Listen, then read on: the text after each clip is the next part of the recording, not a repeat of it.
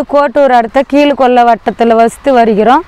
அங்கே வந்து ஏஆர் தங்கக்கோட்டை அப்படின்ட்டு ஒரு ஹோட்டல் ஆரம்பித்தாங்க.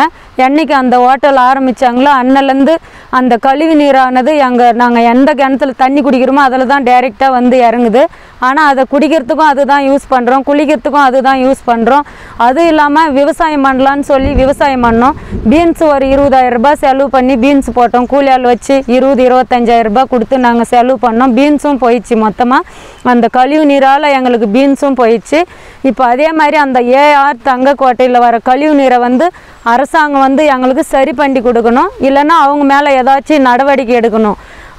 கவர்மெண்டில் வந்து எங்களுக்கு விவசாயத்துக்கு பாதுகாப்பாக இருக்கணும். ஒரு நாள் காலையில் 6 மணிக்கு சனி ஞாயிறு முடிஞ்சிச்சுன்னா காலையில் 6 மணிக்கு திறந்து விட்டுருவாங்க. அதை யாரும் பார்க்காத போது அந்த தண்ணியை திறந்து விட்டாங்கன்னா அந்த தண்ணி வந்து அப்படியே திப்புன்னு வந்து எங்கள் கிணத்துல தான் இறங்கும். எங்களோட குடிக்கவும் முடியறதில்ல.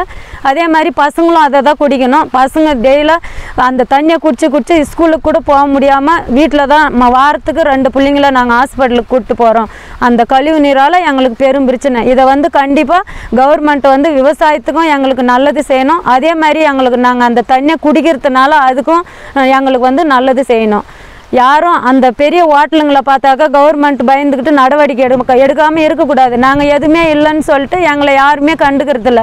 கவர்மெண்ட்டு எந்த அரசாங்கத்தாளுங்க கவர்மெண்ட் ஆளுங்க யாருமே கண்டுக்கிறதில்ல. ஆனால் வசதி உள்ளவங்க சொன்னால் மட்டும் நல்லா ஏற்றுக்குறாங்க. கவர்மெண்ட்டில் கூட நாங்கள் சொன்னால் யாரும் ஏற்றுக்கிறது கிடையாது.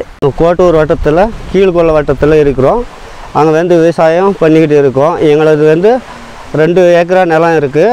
அதுக்கு முன்னாடி வந்து அவரைக்காய் போட்டோம், புடலங்காய் போட்டோம், எதுவுமே வரல. இந்த சாக்கடை தண்ணி திறந்து கொடுத்தனால அதில் விவசாயம் பண்ணுறதுனால எங்களுக்கு அந்த பயிர் எதுவுமே வரல. அதனால் பசங்களும் அதை தான் குடிக்கிறாங்க, நாங்களும் குளிக்கிறோம், சாப்பாடும் அதில் தான் பண்ணுறோம். ஆனால் இதுக்கு கவர்மெண்ட்டு ஏதான உரிய நடவடிக்கை எடுக்க வேணும் என்று கேட்டுக்கொள்கிறேன். உங்கள் பேர்? செடி என்னமாச்சு? செடி வந்து சேகடை தண்ணி வந்து அப்படியே காஞ்சிச்சு சார். என்ன செடி அது? இது பீன்ஸு சார். பீன்ஸ் நாங்கள் போடலான்னு சொல்லி போட்டது சார். இப்போ அந்த ஏஆர் தங்கக்கோட்டையிலேருந்து அந்த தண்ணியை வந்து மழை வரும்போது என்ன பண்ணுறாங்க, சேகடை தண்ணியை திறந்து விட்டுடுறாங்க. அப்போ மழை தண்ணியோடு அது சேர்ந்து வந்து கழனியில் நின்று இது பீன்ஸ் இப்போ தான் போட்டுது, நல்லா வந்துச்சு. எத்தனை ஏக்கராம்மா போட்டுக்கிறீங்க?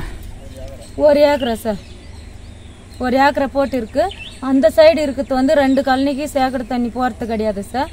எது அதுக்கு வருதோ அது மட்டும் அந்த மாதிரி ஆயிடுச்சு சார், காஞ்சிச்சு சார். சாக்கடை தண்ணி நிலத்தில் பாயுதுங்களா? ஆமாம் சார், ஒரு மாதமாக வந்துட்டு சார் இந்த சாக்கடை தண்ணி மொத்தமாக வந்துட்டு.